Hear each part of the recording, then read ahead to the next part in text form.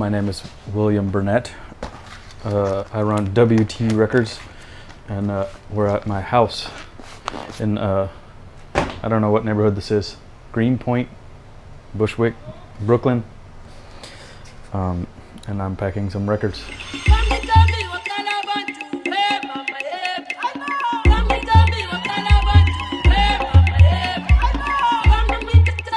My first job, well, I always worked like little kid. Like I didn't have any my parents, if I wanted something, I had to earn my own money and buy it. So I would mow lawns or wash cars or mostly stuff like that, or like help carpenter. But my first real job, like with Tex, was a lifeguard for the summer, and I'm still doing the same thing now 20 years later. But now I'm the boss.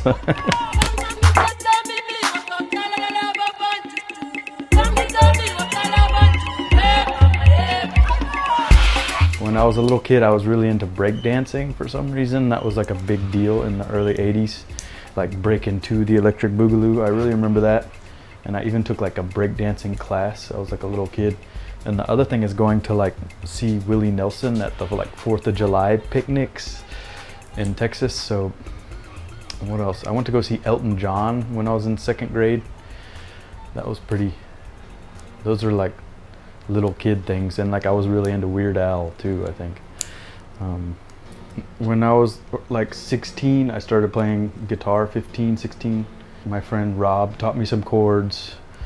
And then this other guy, Nathan, he had like a Moog and a Rhodes, and we just started like playing together. And then we were kind of in a band for like, we moved to San Francisco and played some, we didn't really play any shows, but we made all these like videos and made an album. And then we moved to New York and played some shows, and it was called A Pair of Horseshoes. It was like this like pop duo. I played the guitar and he played like keyboards, and we both sang. I don't know, it was like Hall & Oates or something.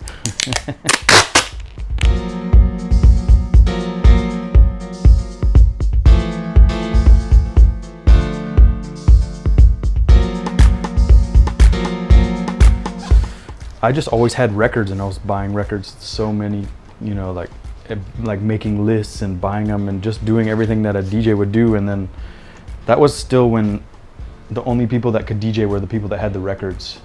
Like you couldn't go DJ at a party with your iPod, you know, you still had to like show up, and CDJs weren't really around. So it was like only people with a lot of records could DJ, and I had a lot of records. So I just started doing it, and that was like 99. I first started. Well, the thing was that Stinkworks had this track that wasn't being released, and it should be released, so that was kind of the main thing. But I don't know, it's just something you do. You start a label these days. I don't know, it wasn't like a big plan or anything. Oh, WT is my name is William Thomas Burnett. It's what my dad calls me, WT. And I don't know, I just wanted something really generic that wasn't trendy, that could just be like, you know, Columbia or whatever, Arista, you know, one of these just like classic names. You just had to pay, you know, you pay for the pressing, like, and get the product ready. You have to get the music mastered, and I knew someone that did that, and get the art done. The artist did it, like that made the record, and then I just found the pressing plant and sent them the parts, paid for it on my credit card. And then I knew some distributors already. I knew Surge at Clone, and then I just knew, I don't know, I just started trying to sell it, and it was a good record, so people bought it. You know, it's not that hard. As long as you make a good record, people will buy it.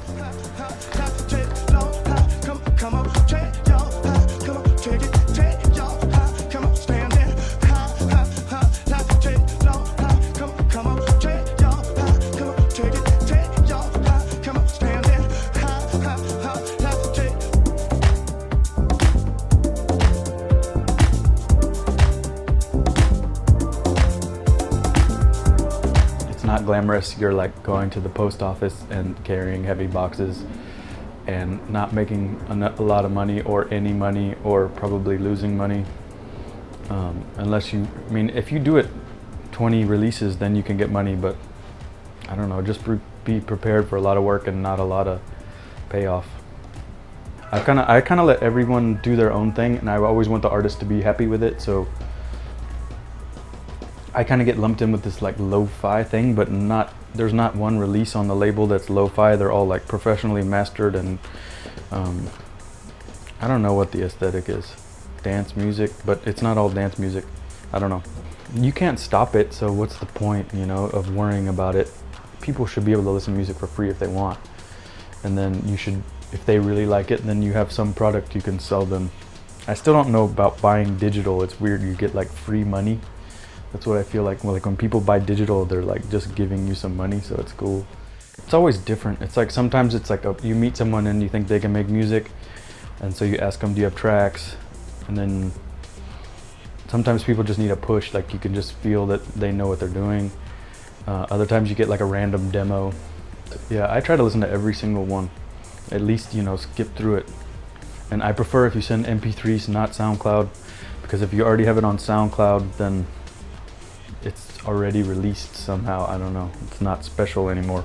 Well, being in New York is everyone comes through New York, so you get to meet a lot of people, you get to ask a lot of questions. It's nice to be familiar with the people you're dealing with, and then you can ask questions like, oh, what's this club like? What's this distributor like? Do you know this artist? Are they cool? What's happening at this pressing plant? And you know, you get to like go here and hang out with people, like sit at a bar and like see what they're like. That doesn't really happen as much if you live in like Missouri or something, you know. You can maybe like chat on the internet, but sometimes people are way different in person than they are on the internet. I don't know, I don't really like what I make as much as the other people's stuff, and you get somehow it's validation if someone else wants to release it. So I think it's really some ego thing.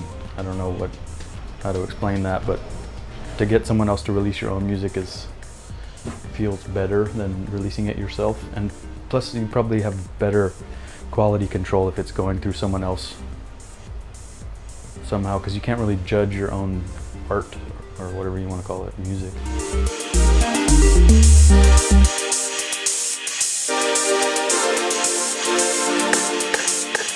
I would like to make something that I would buy in the store, or you know, that I'm proud of, and that the artist is proud of, and that we all like, you know.